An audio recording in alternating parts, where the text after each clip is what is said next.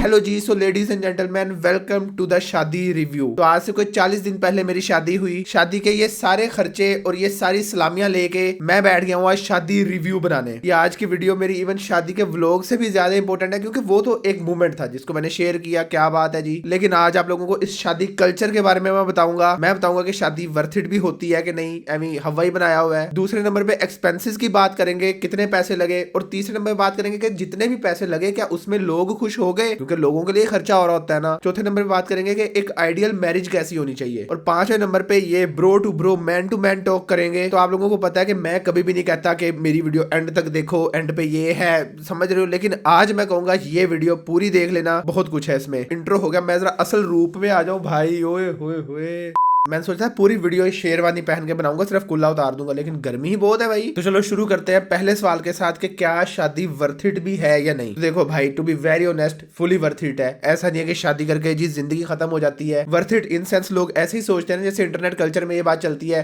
कि जी शादी से पहले तो मैं बॉयज के साथ फिरता होता था, फिर शादी आ गई। वो रील्स जो चल रही होती है कि जी अब बेगम से पूछे बगैर नहीं जा सकता। मतलब होता है ना कि दोस्तों के साथ लड़का कॉल पे बात कर रहा है, हाँ हाँ जानी शाम में मिलते हैं, और बेगम ने छुरी निकाली। फिर वो लड़के कहता है नहीं यार मैं बिजी हूं। तो ये चीजें दिखा के यही चीज कही जाती है कि भाई तुम्हारी आजादी उसी वक्त तक है जब तक तुम मतलब अकेले हो, सिंगल हो। लेकिन बिलीव मी, आपकी असल लाइफ ही शादी के बाद शुरू होती है। And it's not what you think. आप लाइफ में कुछ भी कर रहे हो तो आपके पास एक बंदा है, एक और माइंड है जिसके साथ आप चीजें शेयर कर सकते हो। और सबसे बड़ी बात कि वो बंदा आपको जज भी नहीं करेगा। कुछ भी हो, वो बंदा इज ऑन योर साइड। सही या गलत वो आपकी साइड पे है। हाँ, बस एक ऐसा बंदा ढूंढ लेना, बाकी लाइफ सॉर्टेड है। लेकिन मेरे ख्याल में लड़कियां जितना जल्दी इस बात को समझ जाए कि अगर हम इस बंदे को इंपॉर्टेंस नहीं देंगे, इस बंदे को मेन प्रायोरिटी नहीं देंगे और इस बंदे का पीस नहीं बनेंगे, तो भाई मतलब चलेगा कैसे। सो लेडीज एंड जेंटलमैन, दोनों के लिए यही बात है कि भाई शादी इज टोटली वर्थ इट। बस एक सही पार्टनर ढूंढ लो। सही पार्टनर कैसे ढूंढा जाए, बहुत लंबी डिबेट है, हर किसी के केस में अलग होता है। बस ये देख लो कि अगर कोई लड़की है वो अपने माँ बाप की रिस्पेक्ट कर रही है, उनकी जो बाउंड्रीज है उनसे बाहर नहीं जा रही,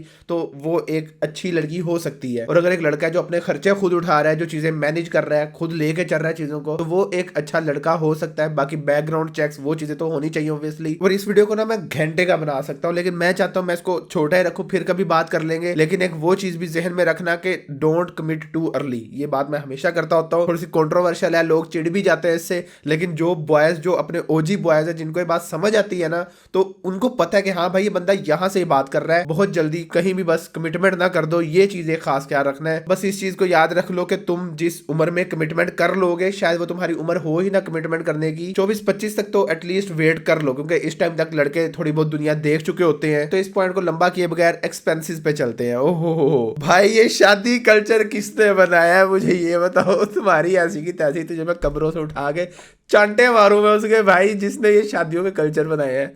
ओ भाई, इतना मुश्किल है ये। ओ, मैं अभी तुम्हें खर्चे गिनवाता हूँ, तुम्हें लग पता जाएगा। मैं बताता हूँ जरा। तो अब आ जाते हैं खर्चों पे। अब ये जो खर्चे हैं ना, ये है खाने के खर्चे। मतलब कि कलवंजी, सौंफ, चाइना सॉल्ट, ये क्या तेजाब किसने मंगा लिया, रोगनी नान। और ये चेक करो भाई, नेस्टेड बिल्स है, बहुत ज्यादा बिल्स हैं। टमाटर, लहसुन, अदरक, गोश्त, बंद गोभी, मिक्स फ्रूट, सिगरेट। और भाई ये सिगरेट किसने मंगाई है मेरी शादी पे है। और तुम्हें लग रहा होगा ये फिर छोटा है। ये चेक करो भाई, ये पूरा बिल, इसमें सब कुछ लिखा हुआ है।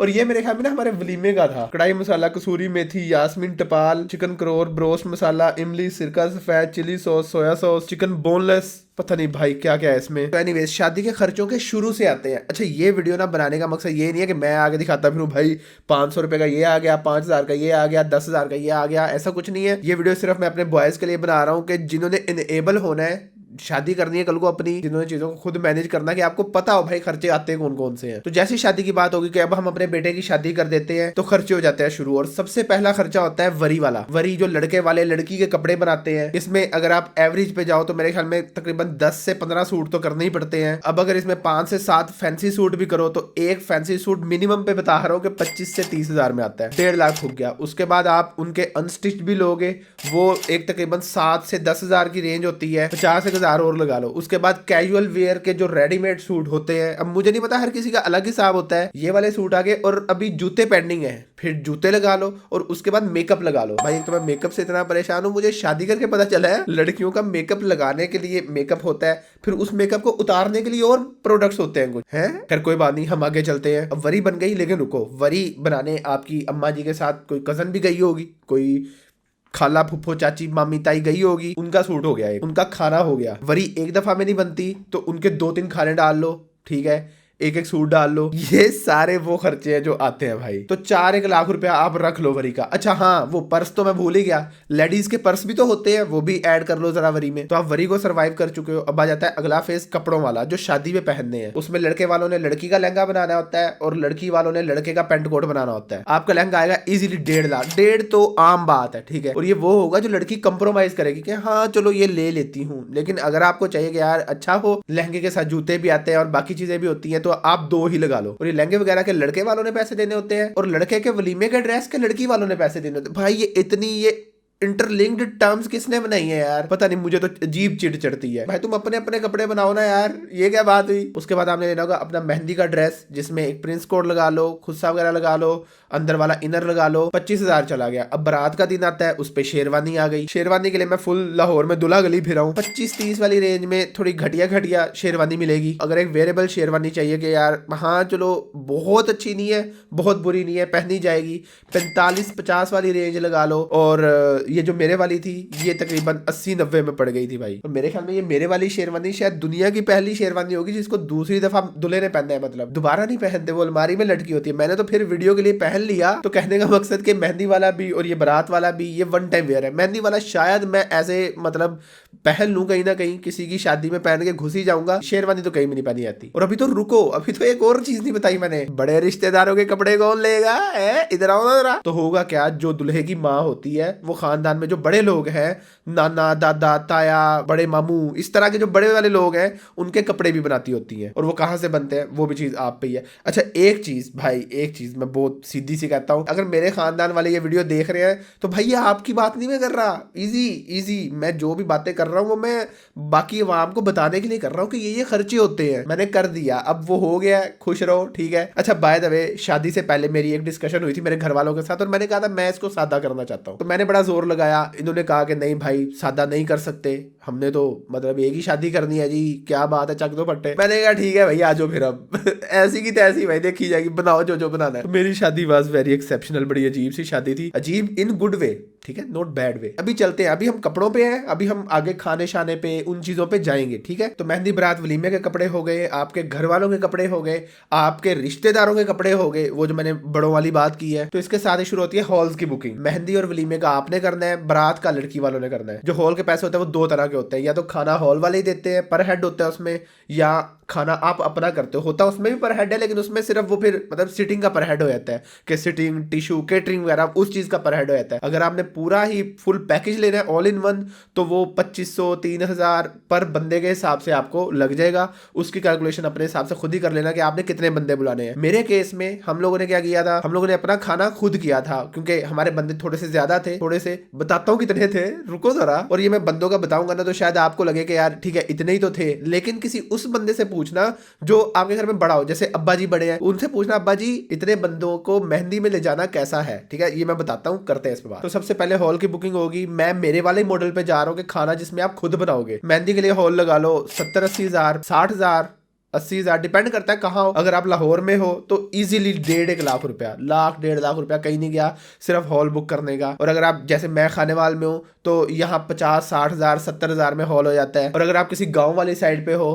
तो मतलब वहाँ 20-30 हजार में भी शायद हो जाता होगा, तो डिपेंड करता है। हॉल बुकिंग, मेहंदी और वलीमा हम एस्टिमेट लगा लेते हैं 2 लाख रुपए। अच्छा हॉल बुक करवा लिया, डेकोरेशन कौन करवाएगा, डेकोरेशन भी तो करवानी है, लगा लो भाई कोई 80,000 रुपया लगा लो, लाख रुपया लगा लो, लाख रुपए लग गए मेहंदी और वलीमे की डिकोर के। लेकिन मेरी तो ढोल की भी फुल हुई थी। खैर जो मेरा ढोल की वाला डिकोर था वो भी इसी में ही कवर्ड था, लेकिन उस पे जो खाने शाने की देगे शेगे लग रही है ना वो भी काउंट कर लेना। हॉल बुक हो गए, डिकोर हो गया। अब हम आ जाते हैं मेन चीज पे, खाना। और खाना डिपेंड करता है कि आपके कितने बंदे हैं, उसी हिसाब से खाने के पैसे बन रहे होते हैं। अब हमारे मेहंदी पे थे 300 बंदे जी भाई मेहंदी में 300 बंदे जा रहे हैं, एंजॉय हो रहा है जी, फुल मस्ती चल रही है। ओ भाई 300 बंदे की मेहंदी करा दी नोमी साहब। तो 300 बंदा था मेहंदी पे हम लोगों ने तकरीबन अपनी तरफ से 350-400 का अरेंज किया हुआ था कि भाई मतलब थोड़ा ज्यादा ही हो जाता है, लेकिन वो कुछ ऐसा सीन हुआ कि 400 बंदों का अरेंज करके भी हमें खाना थोड़ा सा शॉर्ट पड़ गया। वो जो होते नहीं रोटियां खत्म हो जाती हैं तो वो रन टाइम पे पकड़ लाए थे दोबारा से, लेकिन बात यह है कि 400 बंदों का भी खाना कम पड़ गया था। इसका मतलब है कि 400 से भी शायद ज्यादा ही बंदा था। तो ये बात करने का मकसद ये है कि आप जिसको बुलाओगे ना वो अपने साथ 2 बंदे तो लेके आएगा, 1-2 बंदे अपने साथ ले ही आएगा कि जी शादी वेखन चलने हैं चलो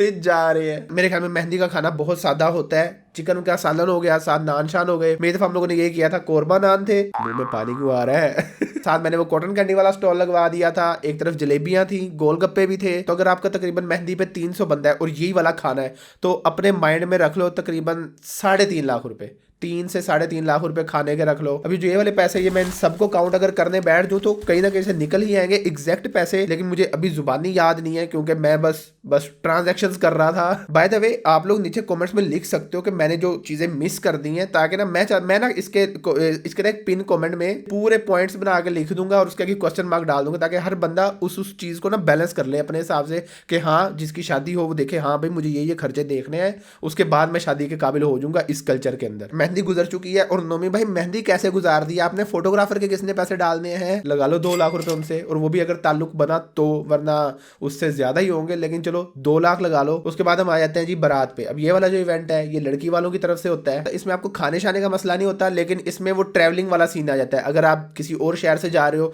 सारा ट्रैवल लड़के पे है। हमारा घर उस मैरिज हॉल के करीब ही था तो इतना एक्सपेंस पड़ा नहीं उस चीज का, लेकिन अगर दूर होते हो तो बस वगैरह या वैन्स वगैरह करवानी पड़ती हैं और वो चीजें लड़के पे होती हैं। नोमी भाई बारात पे तो आप चले गए, बिद कौन बांटेगा? अब तो बिद के भी पैसे लगा लो जरा, 70,000 से लाख के दरमियान कोई भी अमाउंट लगा सकते हो। बारात पे गाड़ियां भी तो सजवानी होती है ना सारी, पता लगे बारात आ रही है तो सारी गाड़ियों पे रिबन शिबन लग रहे हैं। और अगर आपके पास गाड़ी नहीं है तो आपने अपनी एक गाड़ी भी रेंट करनी है बारात के लिए, और मेरे पास गाड़ी थी मैंने फिर भी रेंट की।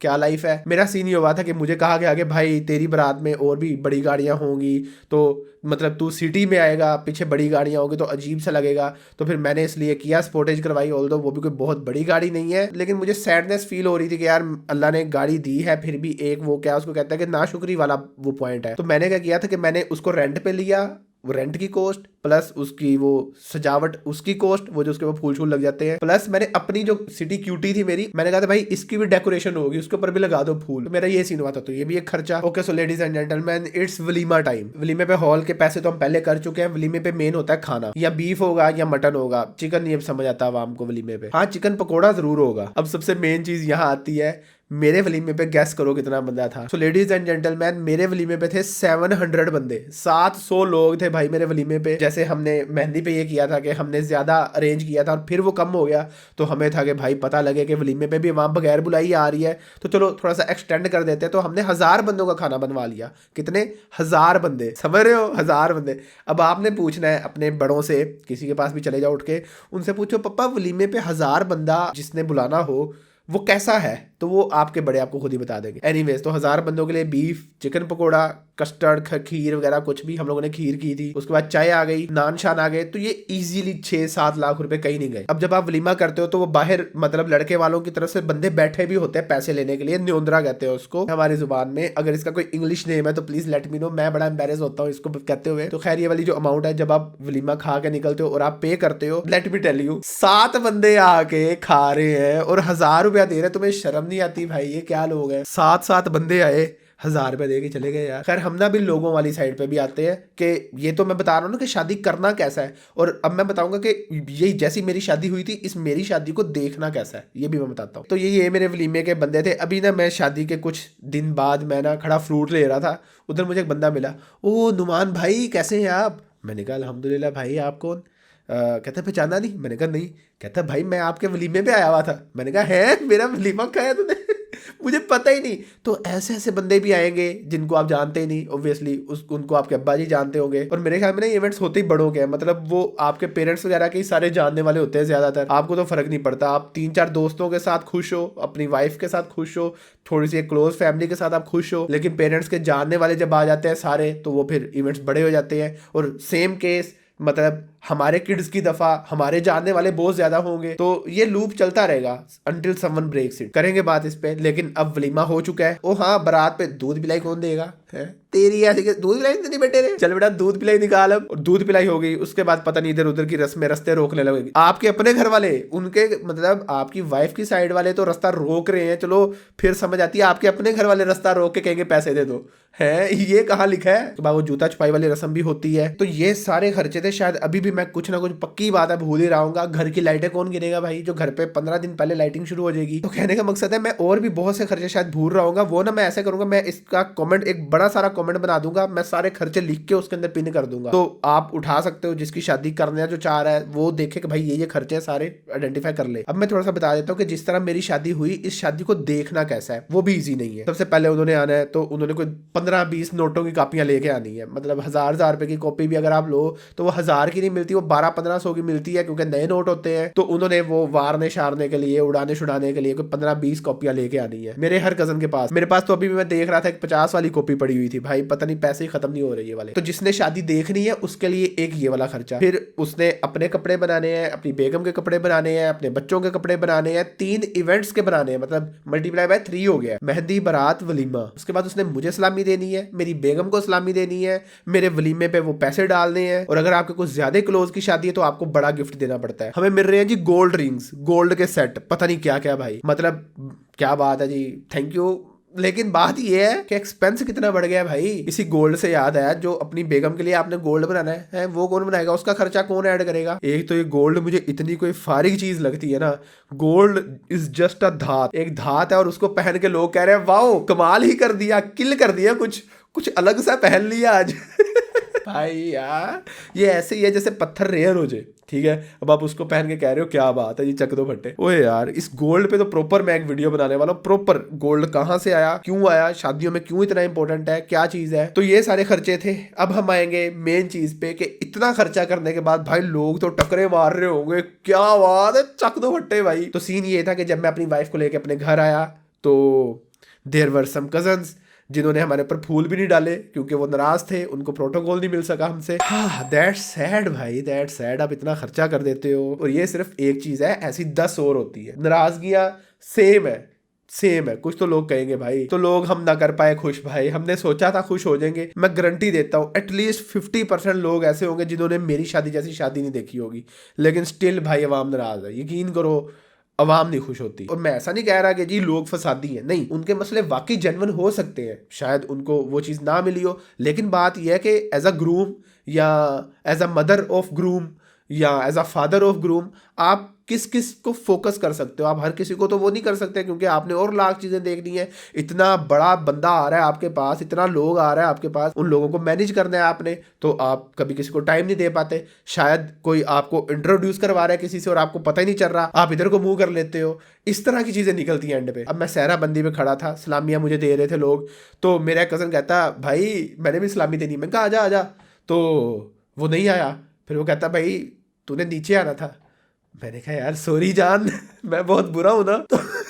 तो ऐसे मसले हैं भाई। वो कहता कि मुझे टाइम नहीं दिया तूने, मैंने भी तो इस्लामी देनी थी तो उसने इस्लामी ही नहीं दी, फिर उसने बाद में दी, पता नहीं ऐसे मसले। तो वियर्ड नाराजगी आउट ऑफ नो वेयर। आप कहोगे कि भाई मैं तो किल कर रहा हूं, मैं तो ऐसा कर रहा हूं कि कुछ हो ही नहीं सकता, कोई नाराजगी हो ही नहीं सकती, लेकिन फिर भी एंड पे कुछ ना कुछ निकल ही आएगा। तो चलो जी लेट्स रैप इट अप जल्दी से। अब आइडियल मैरिज कैसी होनी चाहिए। तो भाई मेरे से तो गलती हुई कि मैं इस शादी को सिंपल नहीं कर सका। आई कुडंट डू इट भाई, I failed, to be very honest I failed. और मैं बड़ी एक सैड चीज़ बताता हूँ, जब मैं शादी के लिए यहाँ लाहौर से यहाँ आया था ना खानेवाल, तो मेरे पास एक बजट था शादी का, एवरीथिंग वाज सॉर्टेड आउट, और मैंने पहले से पेमेंट्स की हुई थी सारी, हर चीज़ डन थी। और मेरे पास मेरे अकाउंट के अंदर उम्रे के लिए अलहदा से पैसे थे, मतलब 6-7 लाख रुपए मैंने सेव किए थे। मैंने कहा था हम एज अ कपल जाएंगे, अल्लाह खैर रखे, उम्रा करेंगे। पता नहीं कहाँ गए भाई वो पैसे, पता ही नहीं चला कहाँ गए।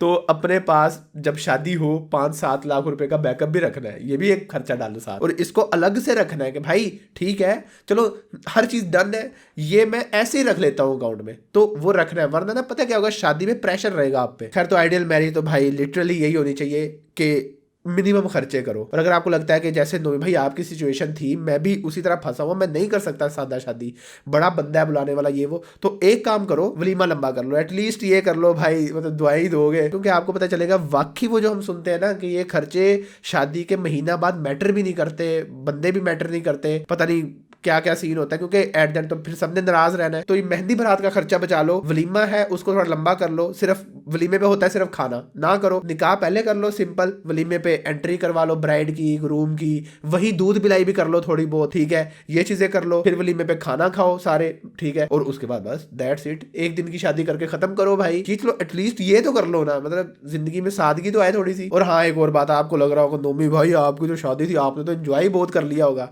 भाई मैंने ना मेहंदी का खाना खाया, ना मैंने बारात का खाना खाया, ना मैंने वलीमे का खाना खाया। सैडनेस हो गई गाइस। नहीं खा पाते आप, क्योंकि हर वक्त बंदे मिलने के लिए, अब जितना बंदा मैंने बताया था इतना बंदा मिलने के लिए भी तो अब आएगा, तस्वीरें बनेगी, तो टाइम भी नहीं बनता आपका। उसके बाद जो फोटोग्राफर बुलाए हुए थे उनके साथ भी शूट कभी जी रात को करवा रहे हैं, कभी इवेंट के बाद करवा रहे हैं, क्योंकि इवेंट से पहले टाइम नहीं मिला, फिर दिन में जा रहे हैं, पता नहीं अजीब। उसके बाद एक टिप है, और उसके बाद एंड भाई टू भाई वाले डिस्कशन। टिप ये है भाई कि अपने इवेंट्स पे टाइम से पहुंचो। आपको लगता है आप दुल्हे हो, आपको प्रोटोकॉल मिलेगा, मतलब आवाम वेट करेगी, जो कि वाकई करती है, लेकिन अब 6 से 10 हॉल की टाइमिंग है ना, तो आपको वहां 6 बजे होना चाहिए, बेशक कोई बंदा हो ना हो, तैयार हो के होना चाहिए। आपको लग रहा होगा मेकअप जो आपका थोड़ा बहुत वो बाल शाल बने होंगे वो डल हो जाएगा, कोई फर्क नहीं पड़ता, आप अपना इवेंट पूरा तो देखो। अब मैं भाई जाता था 8 बजे, ठीक है, आवाम पहुंची होती थी, हर चीज गुड होती थी, लेकिन मैं खुद अपने इवेंट्स एंजॉय नहीं कर सका। तो अपने इवेंट्स जब ऐसा टाइम आए तो अपने इवेंट्स जरूर एंजॉय करना, इस बात को पल्ले बांध लो, दुआएं दोगे। तो अब आ जाते हैं भाई सबसे इंपॉर्टेंट डिस्कशन, और वो है कि ये जो भी चीज़ें हैं ना, ये सारी चीज़ें उस वक्त ही अच्छी लगती हैं जब आप काबिल हो, जब आपके पास पैसे होंगे। हर बंदा, हर बॉलीवुड मूवी, हर चीज़ हमें यही बताएगी कि बस शादी हो जाए, शादी हो जाए, शादी के महीना बाद कैसे सर्वाइव करना है, क्योंकि काम तो आप छोड़ चुके होगे, छुट्टी वगैरह तो आप ले चुके होगे। मतलब जैसे मेरा तो अपना काम था ना, तो मैं तो वीडियोस वगैरह डाल ही नहीं रहा था, मैंने चीज़ें बंद कर दी थी अपनी कुछ अरसे के लिए, कुछ अरसे छुट्टी ली थी मैंने, तो उसके अंदर का खर्चा कैसे, तो जब भी शादी का बजट तैयार करो ना, तो उसके अंदर शादी के बाद वाला महीना भी प्लान करो कि भाई उस महीने के एक्सपेंस कहां से आएंगे। ये बड़ी प्रो टिप है जो मैं हर किसी को दूंगा। और दूसरा ये है कि अपने पास एक ऐसा इनकम सोर्स रखो, पता नहीं कैसे, लेकिन इस चीज को फिगर आउट करो कि भाई जिस पे ज्यादा टाइम लगाया जाए और ज्यादा पैसे आ सके।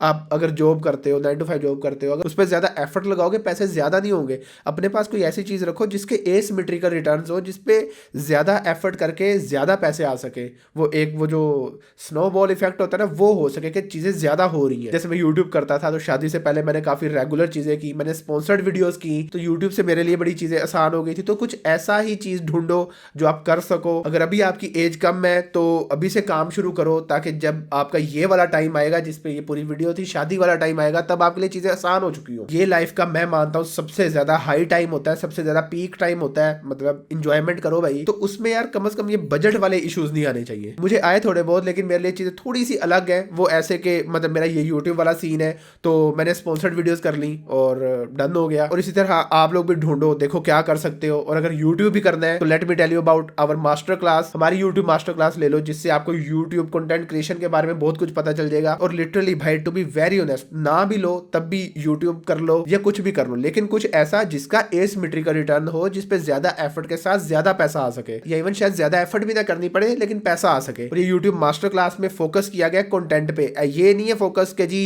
मीम्स कैसे देखनी है, ये वो कंटेंट क्या बनाना है जो लॉन्ग रन में सर्वाइव कर सकेगा। अगर आपने यूट्यूब में आना चाहते हो तो भाई ये मास्टर क्लास ले लो, अच्छे रह जाओगे। और लिटरली भाई मैं मतलब झूठ नहीं बोल रहा, मैं कसमें कुसमें नहीं खाता होता, लेकिन ये इतनी इंपॉर्टेंट वीडियो में मैं ऐसे रैंडम बुलशिट नहीं कहूंगा, क्योंकि मुझे पता है ये जिंदगियों का मसला है, इस पे लाइफ डिपेंडेंट करता है बंदा अपनी अपनी अर्निंग पे, अपने काम पे। तो यूट्यूब कर लो, लेकिन उसको कैसे सही तरीके से करना है वही बताया गया उस मास्टर क्लास में। तो वो ले लेना, उसका व्हाट्सएप नंबर इनरोलमेंट के लिए नीचे आपको डिस्क्रिप्शन बॉक्स में मिल जाएगा। तो बाकी भाई यही ओवरऑल डिस्कशन थी। मुझे पता है मैं कुछ चीजें मिस भी शायद कर चुका हूँ, तो चलो उस पर पार्ट 2 बना लेंगे। नीचे कॉमेंट्स में बता देना मैं अगर कोई चीज मैं मिस कर गया हूँ, जो चीज आप जानना चाहते हो बता देना, मैं वो पार्ट 2 में कर दूंगा। लेकिन फिलहाल यही था आज की वीडियो के लिए। उम्मीद करता हूँ वीडियो आपको पसंद आई होगी। थोड़ा सा अलग चीज थी, मतलब मैं लिटरली चाहता हूँ कि मतलब ना जो बॉयज मुझे देख, क्योंकि हमारा मैं 2019 से कंटेंट बना रहा हूँ, तो वो जो रिश्ता है ना वो ऐसा है कि वो बहुत पुराना हो चुका है। तो मैं चाहता हूँ कि अवाम ग्रो करे, अवाम को पता हो कि व्हाट्स कमिंग। मुझे नहीं पता थी भाई कि इतने, मैं तो सांस लेता था मेरे पैसे लग जाते थे, मुझे किसी ने बताया नहीं था, मैं उस चीज के लिए तैयार था नहीं।